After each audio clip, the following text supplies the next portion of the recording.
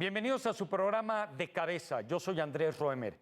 El programa de hoy es uno de los más interesantes, no solamente por el contenido del mismo, el futuro de la inteligencia artificial, del autoaprendizaje, de las máquinas, de lo que va a ser la identidad del ser humano. ¿Qué pasa con la selección natural conocida como hoy la conocemos? ¿Qué pasa cuando va a haber edición genética? Cuando realmente podamos tener máquinas que a lo mejor se vuelvan súper inteligentes o que lleguen a tomar conciencia de que piensan, de lo que hacen. Señoras y señores, para ello tenemos al titular, al estelar en esta materia, a Nick Bostrom. Él se presentará por sí mismo. Autor de ese gran libro, Superinteligencia. John Crowley, director no solamente del Laboratorio de Ideas de la UNESCO, sino encargado del programa MOST para la transformación social, y a nuestro querido amigo Salim Ismail, que como ustedes saben es un fundador de la Universidad Singularity y tiene proyectos de gran envergadura en materia de inteligencia artificial. ¿Es buena o mala para la humanidad? Señoras y señores, bienvenidos a su programa. Thank you very much, Nick, John, Salim, to be with us. Thank you for being with us. We will begin. You will have 30 seconds just to share with us what are your credentials. Then we will talk about your opinions and your statements. Nick, please, 30 seconds. Who are you? Thank you for inviting me. I'm Nick Bostrom. I'm a professor at Oxford University, where I run a research center called the Future of Humanity Institute. It's a multidisciplinary group with computer scientists, mathematicians, philosophers, engineers, trying to think carefully about the big picture for human civilization, where we are now, which technologies might fundamentally rewrite the rules of the human game, and what dangers and hopes we might see for the future. Thank you very much. Welcome to your program. John Crowley, please. Hi, thank you also for the invitation. My name is John Crowley. I am a political scientist by training. My job in UNESCO is to run UNESCO's programs on social transformations. And while I've spent a lot of time working on ethics and technological issues in that context, I am coming at this question of artificial intelligence mainly from a social science perspective. I'm more interested in the social dynamics of artificial intelligence now than speculative issues about the future, but I'm sure we'll have time to come back to both. Thank you very much. Welcome. Salim Ismail, welcome to your program.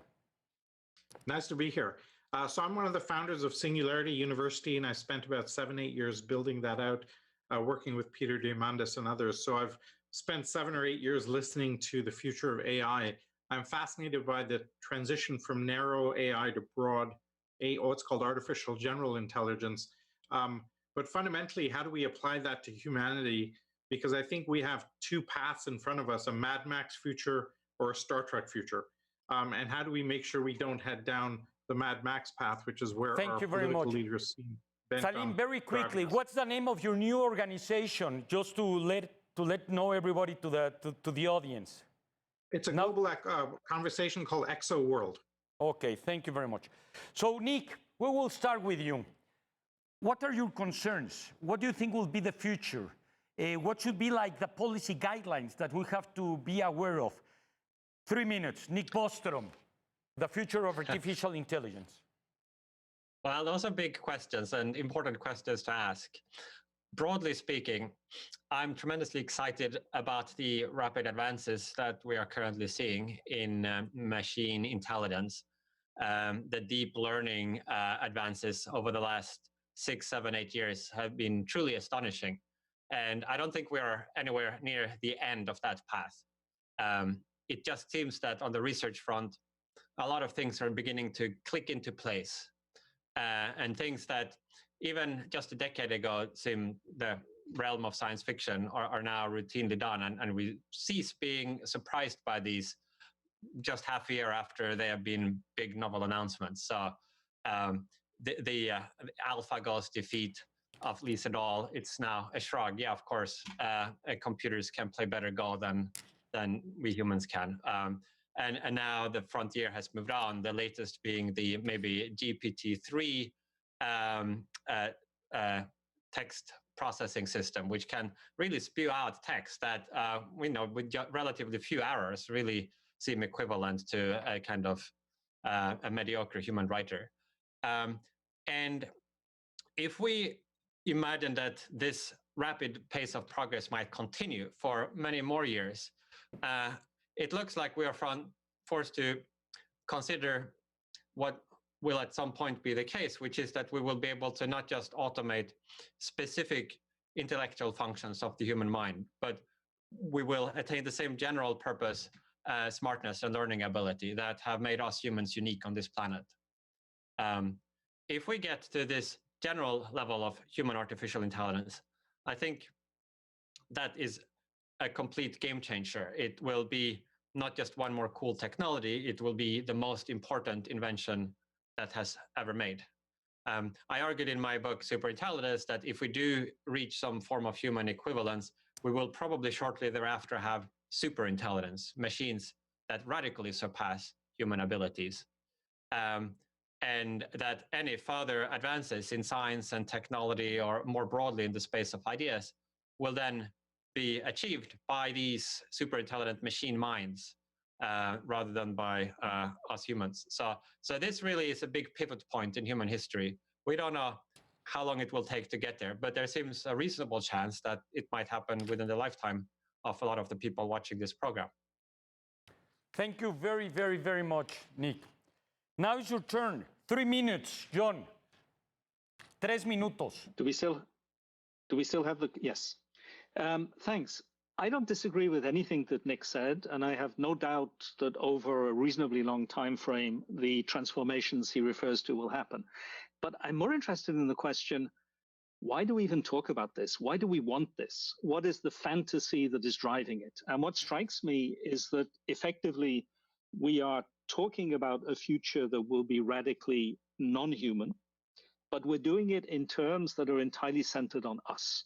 In other words, I had the impression that we're still working through a playbook, if you want to call it that comes essentially from 19th century science fiction or reflections on science. We're working through 3 playbooks, basically. The first playbook is the one of becoming creators, the Frankenstein playbook. Having displaced God, we want to take his place. We want to be the creators of creatures. Secondly, we want to self-experiment. And this playbook is Dr. Jekyll and Mr. Hyde. It's the invisible man. It's the idea of the human as the object of science and not just the subject of science.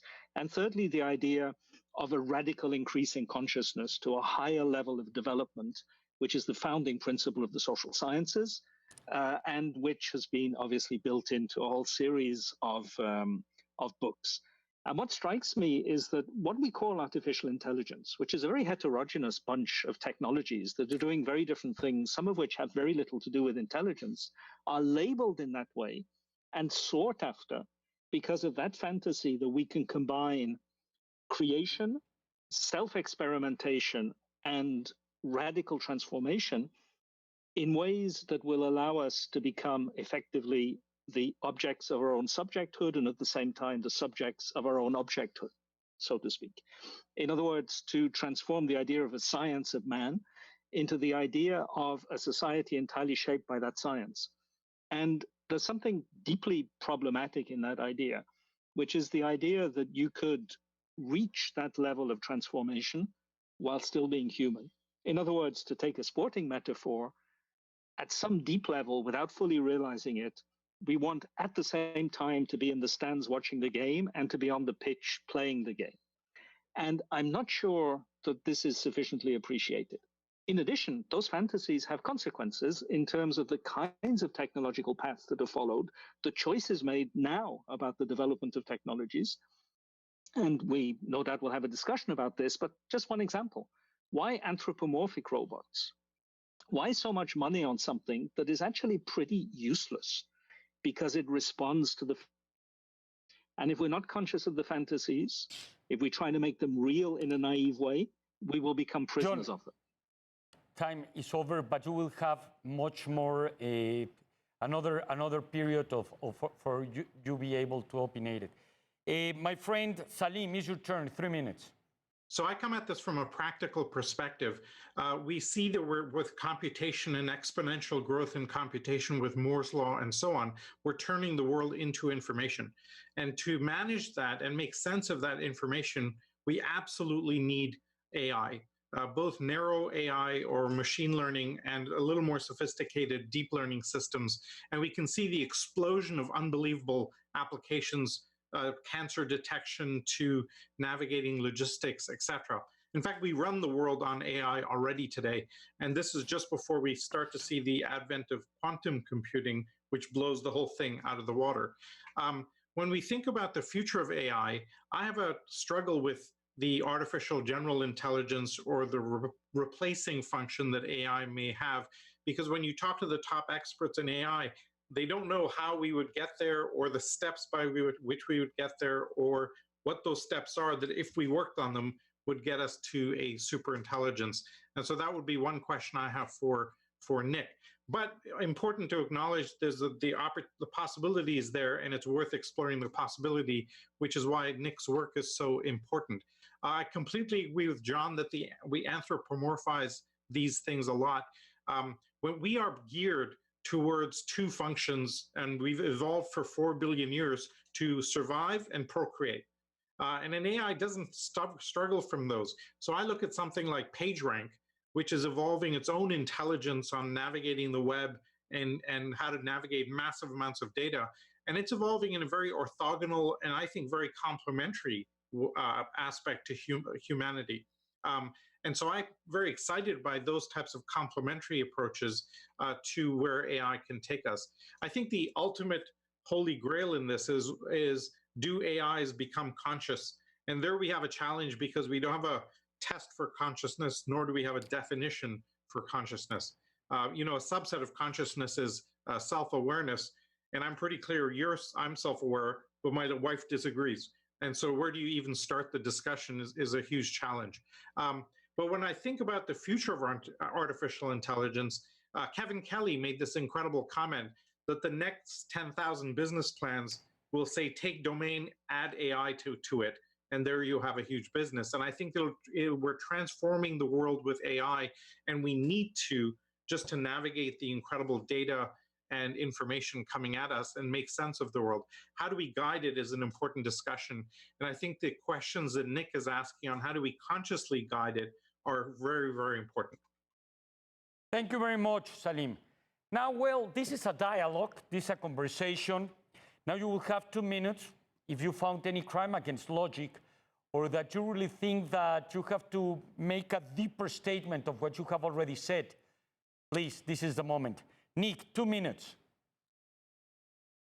Well, I'm not sure I detected any crimes against logic. I agree with John that this weird fascination some people have about creating anthropomorphic robots is odd, and it definitely seems not to be where the action is. I think whether the thing has 2 legs and 2 arms and kind of big eyes or small, I think that's all completely beside the point. The real action is inside the machine brain, and if it's gotta produce a big effect on the world, it's gotta be because advances in information processing, I think. Then if you have a smart enough learning algorithm, I think it could learn to control a wide range of different robots to manipulate the external world. And even without the robot, if all you can do is to produce text or interact with people over a virtual connection, that's already enough to do a lot of the things that need to be done in the world. So with Salim, I agree that we don't yet have any high degree of confidence that we know what the path looks like from here to human level AI. This is, after all, an unsolved and open research problem. There are some ideas for things we can try that people are trying that probably on their own will not be sufficient. Certainly, it looks like increasing the amount of compute spent on implementing these huge models would increase performance. Maybe not on its own sufficiently to really bring it all the way, but it's an area where a lot of talent is currently pouring in, where there is a huge number of interesting things to pull on, and where it doesn't look like we have kind of exhausted the set of ideas and research leads that people are exploring. Thank you very much. It's your turn, John. I don't think any crime against logic was committed either by Salim or by Nick. We're agreeing on a lot here. I think the implicit crime against logic is the one that assumes that the direction of development of generalized artificial intelligence is something that lies on the same axis as human intelligence, only more so. And I don't think there is the slightest reason to believe that's the case, neither technological nor philosophical. And Salim's example of what he called orthogonal development of capacity is very interesting in that respect. I'm convinced, more for philosophical than for technological reasons, that any artificial general intelligence first will emerge accidentally. And we should be very conscious of that. We won't be able to plan and control it. It will be something we recognize once it's too late. Robert Heinlein wrote a good book on this called The Moon is a Harsh Mistress. If those who haven't read it probably should. It's about a computer becoming conscious. Secondly, we won't fully recognize it as such because it won't be like us, only more so. And this is the fantasy that we can exceed humanity while remaining within humanity. No, when this comes, it will be radically other, in particular because it won't be embodied. It will be distributed. It will be distributed through the networks that are currently the locus both of data and information. And as a result, we will not know how to deal with it. Unless, of course, we change our way of thinking about the issues, drop some of our fantasies, or better, try not to realize them, because fantasies are meant to stay in the head, not to be realized, and think about different ways of functioning with technology as it develops, and recognizing that we will be transformed by the technologies we develop. I'm not making a plea here for shutting anything down or for any kind of nostalgia. We will be transformed. The question is how, and also who's we? Thank you very much. Salim, you have been very provocative. What are your opinions? Well, I'll go at it from a humanistic perspective just for a second. We've had a lot of chance to talk to astronauts at NASA who've done experiments with animals, free floating, and so on. And one of them said to me, when you get to the level of about a frog just about knows it's a frog. It has self-awareness. So for him, the boundary condition of self-awareness was about a frog. In his opinion, a mosquito doesn't know it's a mosquito, right? A dog definitely knows that it's a dog, and a frog seems to be about that at that level. I think the next level is when you get to consciousness and intent, which most people seem to think is a function of complexity and sophistication. And so when you get sufficiently complex, that might emerge. Most people believe that consciousness is an emergent property. I totally subscribe to John's view that this will take over. We may not even recognize it when it happens, or if it happens. And the big question is, when you think about consciousness, is we don't have a definition, as I said, and we don't have a test for it. I actually asked the same astronaut, what human system has the requisite inputs, outputs, and processing where it suddenly might generate self-awareness and go, oh, I'm a system. And he thought traffic systems were one example which has the right inputs, outputs, feedback loops that it might suddenly decide that.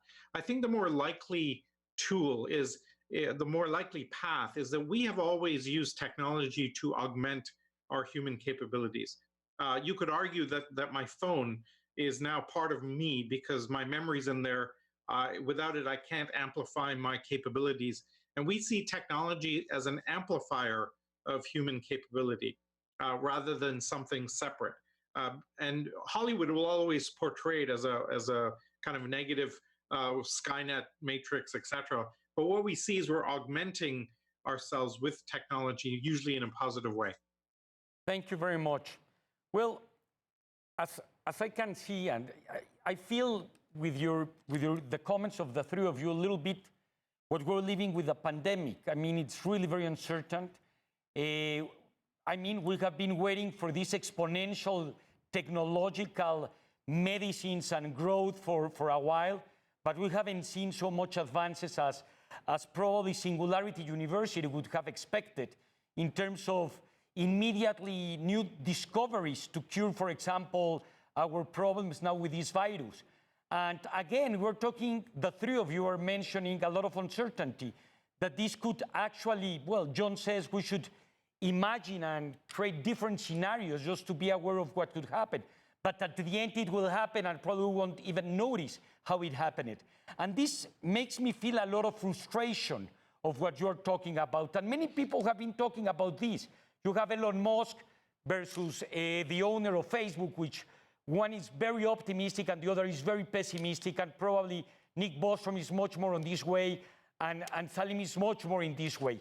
But my question to each of you will be a little bit different, but I have this concern, if you could address it, and you will have 90 seconds, each of you.